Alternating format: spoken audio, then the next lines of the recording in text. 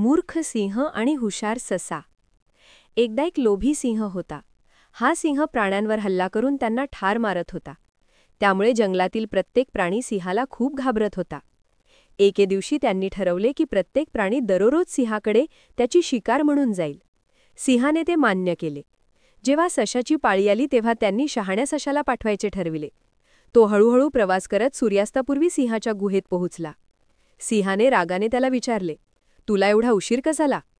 सशाने उत्तर दिले, सशांचा एक गट तुमच्याकडे येत होता, पण त्यांच्या वाटेतच दुसऱ्या एका भयंकर सिंहाने त्यांच्यावर हल्ला केला. मी पळून जाण्यात यशस्वी झालो आणि इथे आलो. दुसरा सिंह आव्हान देत असल्याचेही सशाने सांगितले.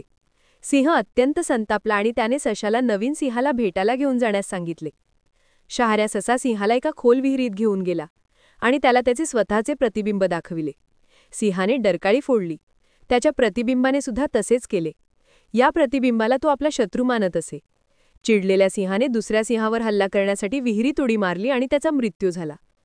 अशा प्रकारे शहाण्या वृद्ध सशाने स्वतःला आणि जंगलातील सर्व प्राण्यांना वाचवले. बोध आहे, नेहमी समस्यांऐवजी उपायांवर लक्ष केंद्रित केले पाहिजे.